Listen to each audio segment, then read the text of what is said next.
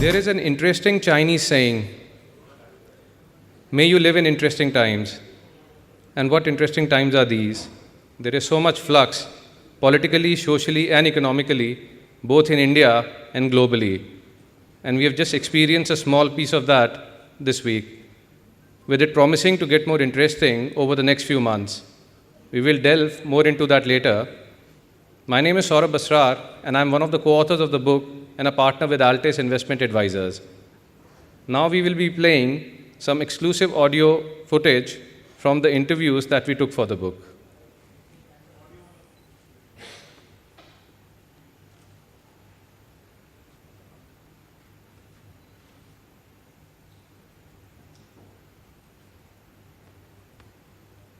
You have 100 crore plus population, okay?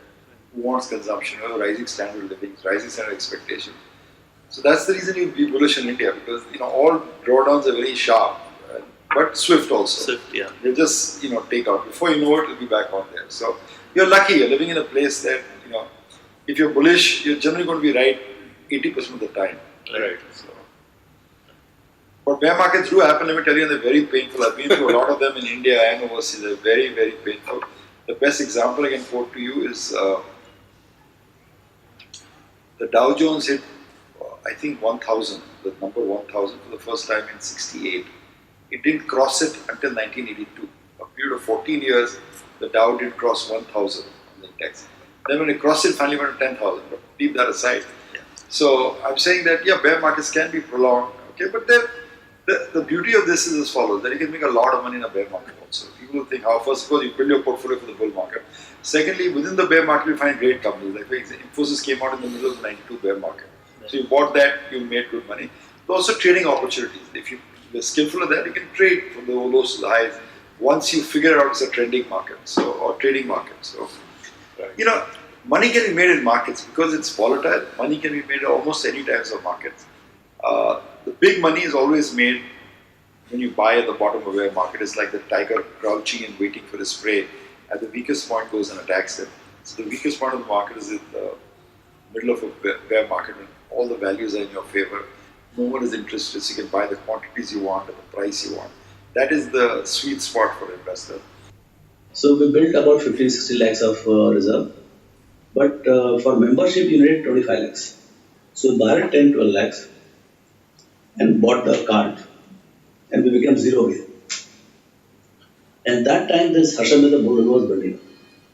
From that 12-15 lakhs, in next 18 to 24 months, we had 30 crores in it. That was the happening of Mudra. In fact, that Harshamita bull run happened only for us. Kind of, like Y2K happened for India. Same way bull run happened for us. So we had 30 crores. And then when it collapsed, we actually ended up buying a lot of bank shares at that. Banks were so cheap, you cannot believe. Before the Harshamita thing, like entire Vaishya Bank was around 5 crores. 20 rupees per share and 2.5 crores equity. $10 per share. 5 crore पूरा वैश्य bank मिलता था।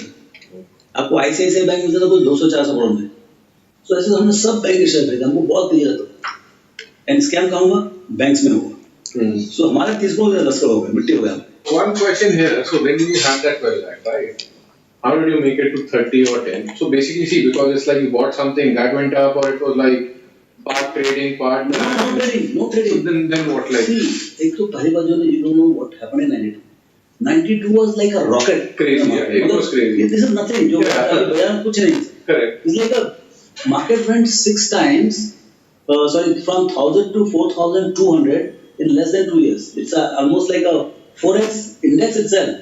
अब ये समझिए कि मतलब 30,000 वाला जो 1,20,000 है, ऐसा इंडेक्स हो गया 2 साल के अंदर, ओके। और उसमें क्या हुआ कि जो जितने जंग से कोई भी स्टॉक में कोई भी थीम लगाओ, मतलब 10 वाले से 100 रुपए तक होती थी, कोई भी वहां मिल गया। So there was lot of trading churn of the clients. So they used to give us lot of brokerage. See, what happened was we were one guy. So the moment you become broker, 6 sub brokers can work for you.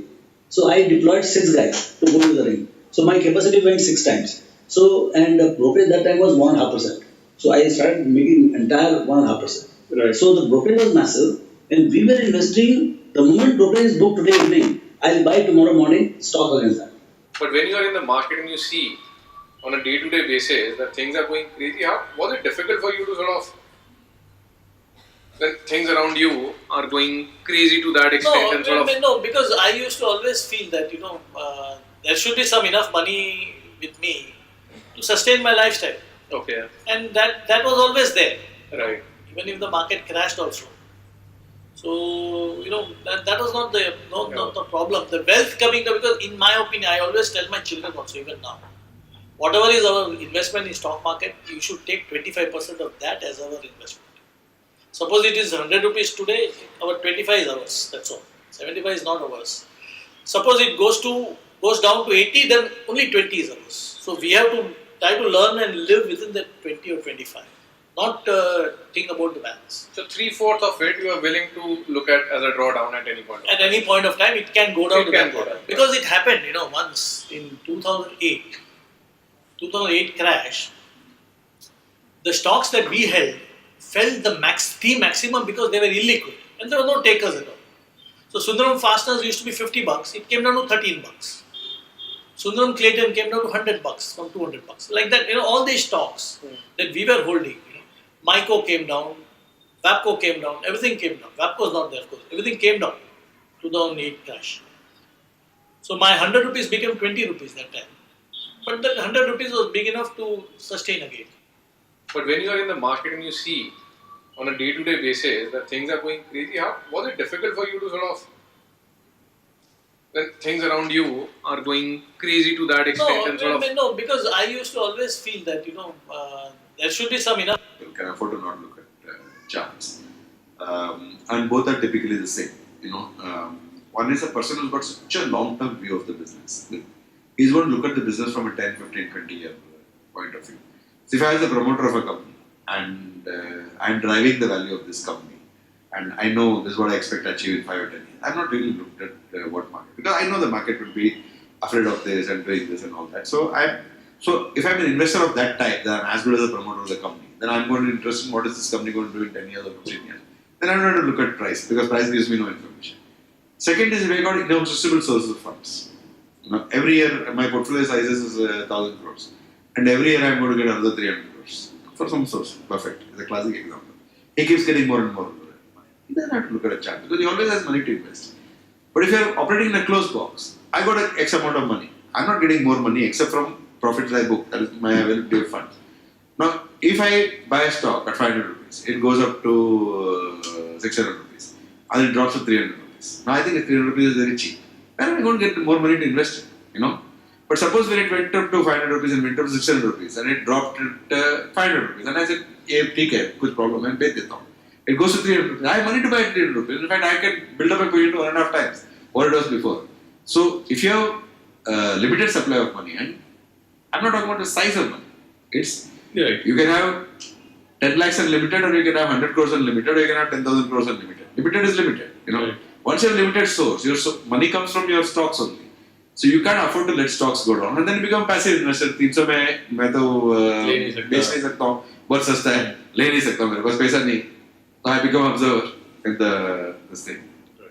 Or I say I give up now, and which also very often happens.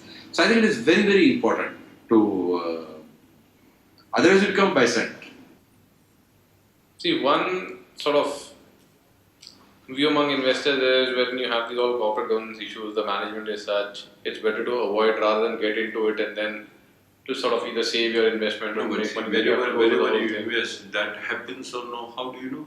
I mean, you consciously try to see if it happens after every effort that you've made, after every way that you think you want to avoid it, then you take a call what you want to do, right? Some people could say, okay, fine, take the loss and get out rather than wasting energy, focus on other areas. It's just a thought, right? Correct, but by that logic, you will be left with only 20% of the district company. Correct. See, and 20% also, you don't know, like Infosys, Mr. Narayan Murthy is questioning the corporate governance, where would you go? So, I mean, I differ with you. You can't limit yourself. I mean, then you have to ask for the right, because you don't know, wherever you think you are right, it may not be come true like that. Like, S. Kumar, you are telling, Hari Bhakti is the auditor. How on the earth can you feel that the Hari Bhakti has signed these accounts? But I've realized one thing. To some extent, investing in turnarounds is no different than investing in event-based. Again, when we've analyzed our own track record, we found that there are several of these misses, or more than misses, these CAGR killers have come from turnarounds. Because the turnaround is contingent on A, B, C happening. And the mind, the way it functions, it tries to simplify problem solving. You cannot simplify it beyond a point in time, because how do you know that all of these will fall into place?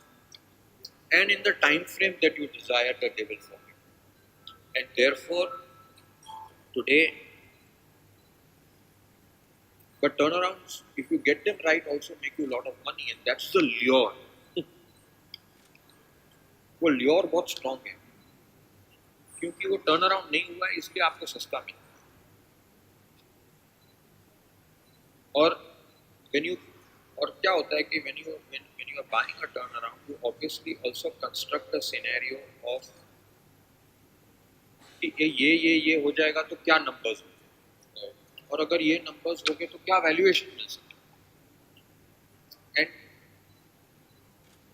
that is not a bad way, because if you can assess the risk reward. See, I think finally all investments you make is all about risk reward.